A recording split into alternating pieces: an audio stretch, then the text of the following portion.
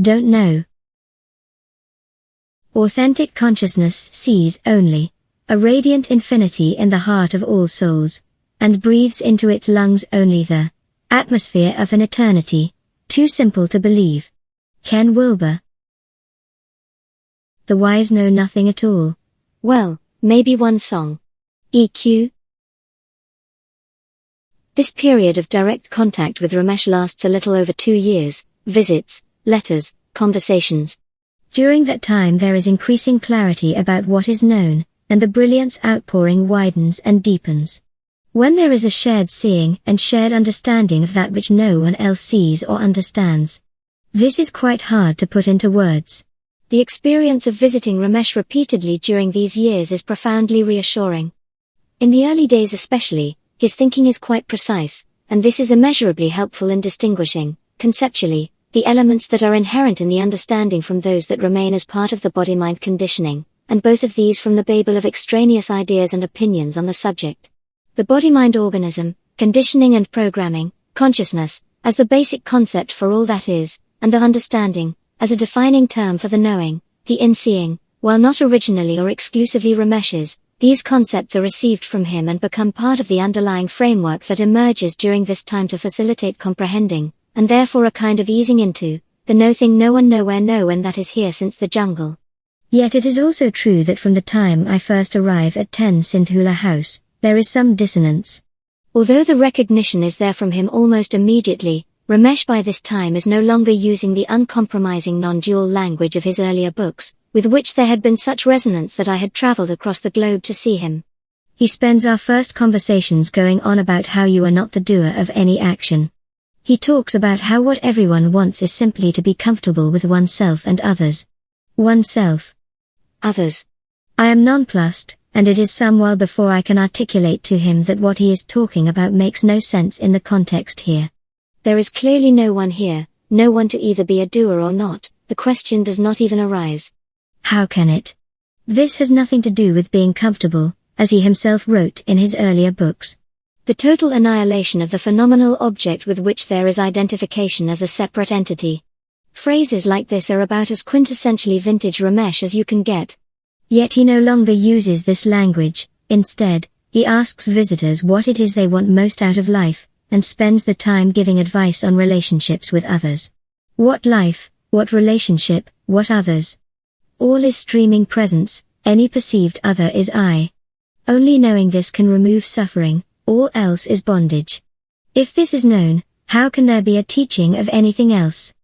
You see, when the shift in perspective occurred that night in the jungle, without any training or background or terminology or concepts, when that understanding first expressed itself in the thought, the concept, my God, there's nobody home, in that instant, the center of experiencing and functioning and identity was displaced, and it was known, without labels, that the I who is and who experiences and functions is not David, but experiences and functions through the instrument of David, as likewise through all others.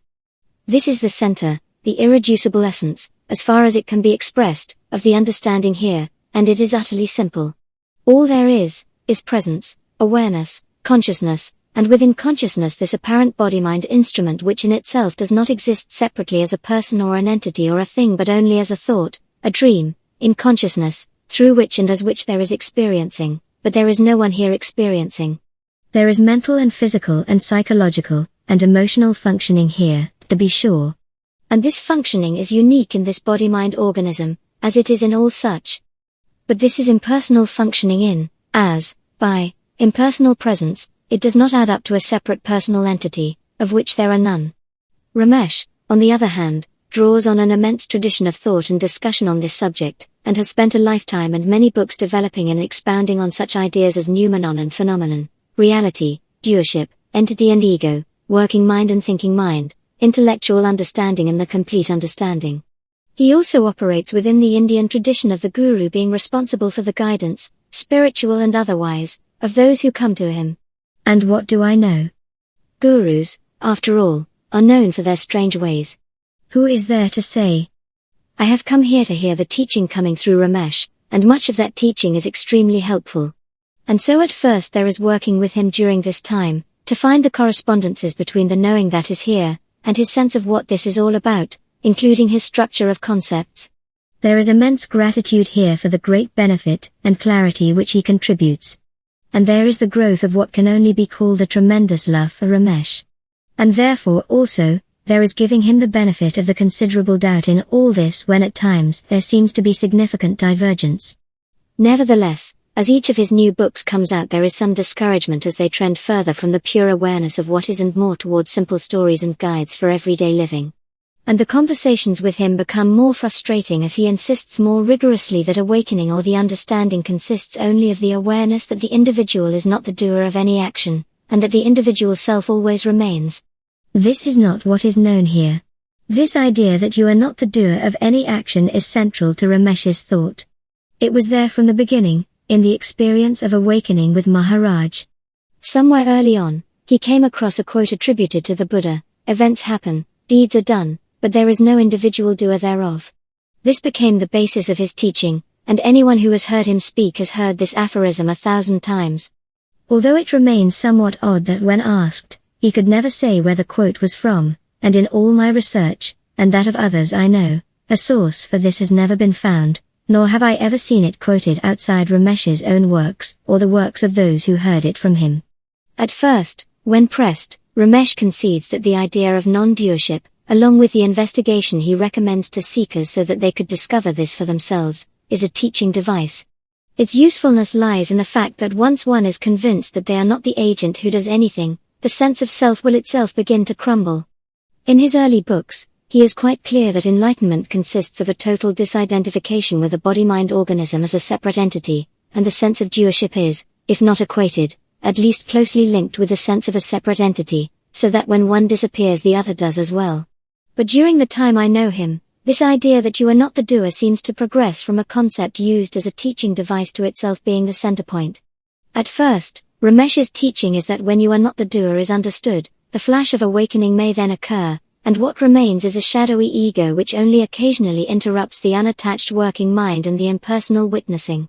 But later, you are not the doer becomes itself the awakening, and the ego remains. You always exist as a separate entity, albeit with the understanding that it is not you who are doing anything.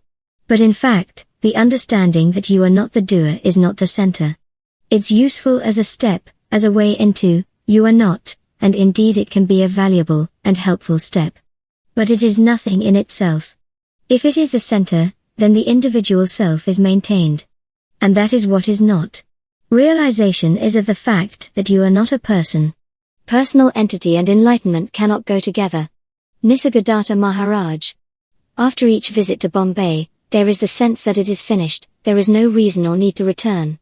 I dislike travel and dislike India and dislike Bombay. It is all unnecessary and difficult, and this body's health fails each time I make the trip. And for what? Yet each time, a few months pass and there is traveling again. What do I know? Unfinished business, apparently. It is no secret that Ramesh and I have a somewhat public falling out at my last visit. He is by now teaching without qualification that each person always exists as a separate individual entity, pure dualism. And he dismisses accounts of the loss of any identification as a separate entity as inaccurate and confusing. When objections are raised that this contradicts all the teachers and masters of the perennial wisdom, including and especially his own teacher, he shouts it down: everyone else was wrong, they were not qualified to speak, what they said was just confusing. There are many ways these things could be interpreted, and each evening in the hotel room they are all weighed. I am acutely alert to the archetype of the student who loves his teacher until the student reaches a certain level of understanding, then if the teacher disagrees or tries to rein him in, the student says the teacher has lost it, and leaves. Also aware of the archetype in which the teacher creates this situation intentionally to kick the student out of the nest.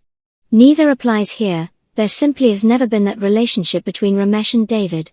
And the crazy wisdom prototype also does not fit. Ramesh has played that card before. Always there was a little glint in his eye that let you know, if you could read it, that something was afoot, and always when the joke had gone far enough, and he had made his point, he would set things straight. There is nothing like that here now. Whatever else is going on, Ramesh is dead serious, which itself is unusual and raises concern. And yes, all of this is concepts, and all teachings are only pointers and not themselves truth.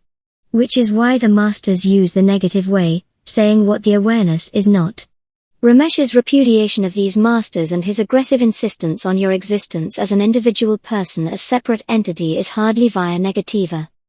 Finally, I can only repeat to him all that is known here, that there is nothing here, only the presence which is all, streaming through these apparent forms, and I tell him that whatever purpose this teaching of his may have, I know he is talking nonsense.